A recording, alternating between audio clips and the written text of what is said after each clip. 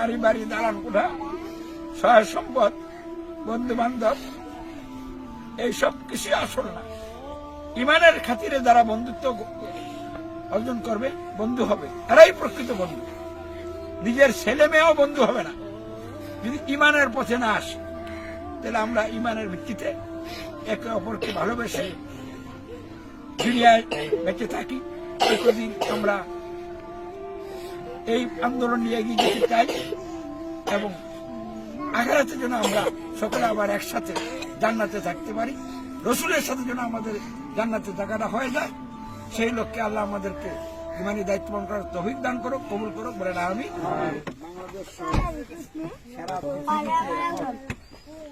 মানবতা মনুষ্যত্ব বিলীন হয়ে গেছে, হিংসতা পশুত্ব সারা পৃথিবীর মানুষকে এমন ভাবে গ্রাস করছে, মানবোচিত ব্যবস্থা ঘেরা করলে আটকাইয়া দুনিয়ার জীবনে আল্লাহ আযাব গজবের শিকার হইয়া দুর্ভোগ ও অশান্তিতে কাল কাটাচ্ছে। আর এই অবস্থায় মানুষ প্রতিনিয়ত মরতেছে, আর আখিরাতের জীবন তাদের কি হইতেছে? ধ্বংস হইতেছে। দুনিয়ায় দুর্ভোগ অশান্তি থেকে বাঁচার জন্য মানুষের জীবনে সুশাসন এবং ন্যায় বিচার প্রতিষ্ঠা হবে। এই সুশাসন এবং ন্যায় বিচার প্রতিষ্ঠা করতে হলে নিখুঁত আদর্শ দরকার।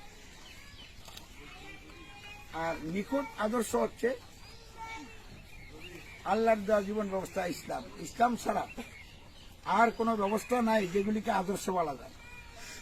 তাহলে মানুষের রচিত ব্যবস্থা আদর্শ না, এগুলি মূলত কি? দুর্নীতি এবং এগুলি চরম অজ্ঞতা। কারণ আল্লাহর সার্বভৌমত্বের বিরুদ্ধে বিদ্রোহ করে মানুষের উপরে সার্বভৌমত্ব আরোপ করে এসব ব্যবস্থার উৎপত্তি হয়েছে, রচিত হয়েছে। মানুষ আন্দাজ এবং অনুমানের ভিত্তিতে এসব ব্যবস্থা কি করছে? রচনা করছে। এজন্য এগুলি হল চরম অজ্ঞতা ছাড়া আর কিছু না। আর এই মানবোচিত ব্যবস্থা দিয়ে পৃথিবীর প্রতিটি রাষ্ট্র গঠন হয়েছে, চলছে, যার কারণে দুর্ভোগ অশান্তি বাড়তেছে, আল্লাহ আযাব গজবের মাত্রা বাড়তেছে। এর থেকে বাঁচার জন্য ইসলাম প্রতিষ্ঠা হওয়া খুব জরুরি। আর ইসলাম প্রতিষ্ঠার জন্য আল্লাহর গাইডলাইন এবং আল্লাহর সর্বোচ্চ নবী রাসূল হযরত মুহাম্মদ ইসলামের প্রদর্শিত পদ্ধতি ছাড়া অন্য কোনো পথ নাই। আমরা ইসলামী সমাজ, ইসলামটা কি এটাও জানছি বুঝছি।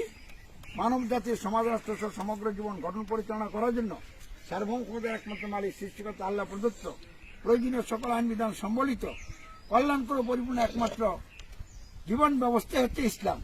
এই ইসলামের মূল বিষয় হচ্ছে আল্লাহর প্রতি ঈমান। আর আল্লাহর প্রতি ঈমান হচ্ছে মানুষের সমাজ রাষ্ট্র গঠন পরিচালনা সহ জীবনের সকল ক্ষেত্রে সার্বভৌমত্ব আইন বিধান নির্দেশ করতে একমাত্র আল্লাহ, মানুষের নয়। এবং এর ফলশ্রুতি হচ্ছে মানুষের সমাজ রাষ্ট্র গঠন পরিচালনা সহ জীবনের সকল ক্ষেত্রে দাসত্ব আইনের আনুগত্য উপাসনা একমাত্র আল্লাহর, অন্য কারো নয়। এবং এর বাস্তবায়ন হচ্ছে মানুষের সমাজ রাষ্ট্র গঠন পরিচালনা সহ জীবনের সকল ক্ষেত্রে শর্তহীন আনুগত্য, অর্থাৎ শর্তহীন অনুকরণ একমাত্র হযরত মুহাম্মদ সাল্লাল্লাহু আলাইহি ওয়াসাল্লামের, অন্য কারো নয়। এই বিষয়গুলির ভিত্তিতে আল্লাহর দেওয়া কল্যাণকর পরিপূর্ণ একমাত্র জীবন ব্যবস্থা ইসলামের আইন বিধান দিয়ে যদি সমাজ রাষ্ট্র গঠন এবং পরিচালনা করা হয়, আল্লাহর সার্বভৌমত্বের ভিত্তিতে তার আইন বিধানের প্রতিনিধিত্বকারী আমিরের নেতৃত্বে, তাহলেই মানুষের জীবনে সুশাসন এবং ন্যায় বিচার প্রতিষ্ঠা হবে, মানুষের সকল অধিকার আদায় এবং সংরক্ষণ হবে। আর যারা ইসলামের পথে ইসলাম জেনে বুঝে গ্রহণ করবে, ইসলামের মৌলিক বিষয়গুলির ভিত্তিতে জীবন গঠন পরিচালনা করবে, তার আখিরাতেও জাহান্নামের আগুন থেকে রক্ষা পাবে। তা আমরা দুনিয়ায় সুখে শান্তিতে থাকতে চাই, আখিরাতেও জাহান্নাম থেকে বাঁচতে চাই। আর দুনিয়ার সুখে শান্তিতে এবং আখিরাতের জাহান্নাম থেকে বাঁচতে হলে আল্লাহর সার্বভৌমত্বের ভিত্তিতে তারই সর্বোচ্চ নবী রাসূল সাল্লাল্লাহু প্রদর্শিত পদ্ধতিতে ইসলাম প্রতিষ্ঠার চূড়ান্ত চেষ্টা করতে হবে নিজেদের জানমাল কুরবানির মাধ্যমে। আমরা বাংলাদেশে বসবাস করি, বাংলাদেশের প্রতিটি সেক্টরে দুর্নীতি এমনভাবে ঢুকেছে, দুর্নীতি আর দুর্নীতি। দুর্নীতির রাহগ্রাসে দেশের মানুষ, জাতির মানুষ নিমজ্জিত হয়ে আছে। এই দেশে আমরা দীর্ঘ দিন পর্যন্ত ইমান ইসলামের দাওয়াত দিয়ে যাইতেছি। বহু লোক দাওয়াত কবুল করেছে, অনেকে এটার সমর্থনে আসছে, আর বিরোধিতা করার মানসিকতা যাদের ছিল তারা অনেকে এখন বিরোধিতা না করে সমর্থন করে চলছে। এতে বোঝা যায় বাংলাদেশে ইসলাম কায়েমের একটা অনুকূল পরিবেশ বিরাজ করছে।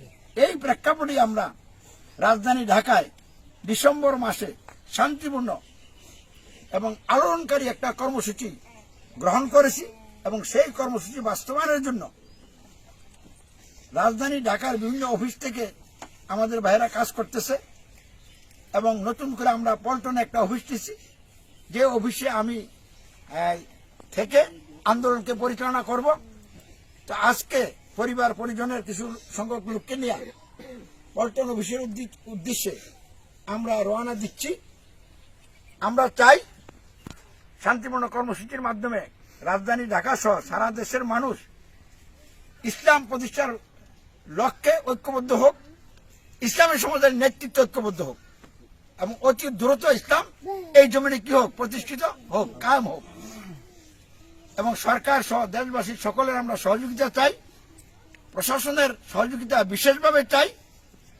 দলমত নির্বিশেষে সকলের সমর্থন এবং সহযোগিতা নিয়ে শান্তিপূর্ণ কর্মসূচির মাধ্যমে আল্লাহর বিশেষ সাহায্য মদত নিয়ে আমরা ইসলাম কায়েমের লক্ষ্যে চূড়ান্ত পদক্ষেপ নিয়ে হয়তো শাহাদত, অন্যথা ইসলাম প্রতিষ্ঠার রাস্তা তৈরি হয়ে যাবে, সেই চিন্তা এবং চেতনা নিয়ে আমরা যাচ্ছি। যদি আল্লাহ আমাদের কারো শাহাদত কবুল করে তাহলে তারা শহীদ হবে, আর যদি আল্লাহ কারো শাহাদত এই মুহূর্তে কবুল না করে যাদেরকে দিয়ে আল্লাহ দিন কাম করে তারা বেঁচে থাকবে।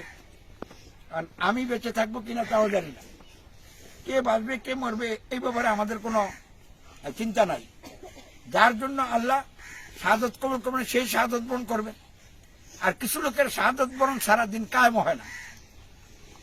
তা আমি এবং আমার কিছু বন্ধু যারা ইতিমধ্যে নাম দিচ্ছেন সর্বোচ্চ ত্যাগ স্বীকার করবেন এবং যত রকমের বাধা বিপত্তি আসুক না কেন মাঠ ছাড়বেন না, আমার সাথে থাকবেন। যদি চতুর্মুখ থেকে আমাদের উপরে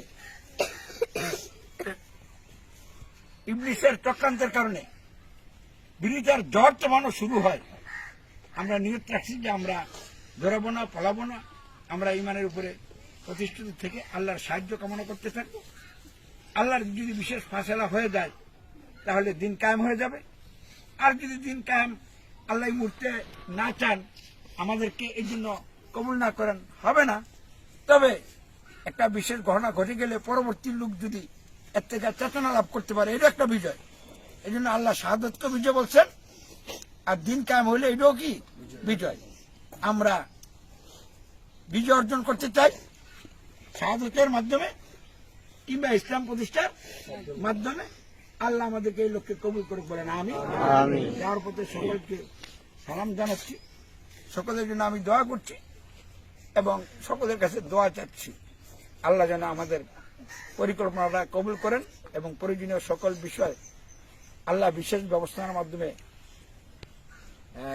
পূরণ করে দেন। অর্থ, সময়, মেধা, বুদ্ধি, দিন কায়েমের জন্য উপযুক্ত লোক, এই সবগুলির জন্য আল্লাহ তার বিশেষ পরিকল্পনার মাধ্যমে আমাদের জন্য জোগাড় করে দেন।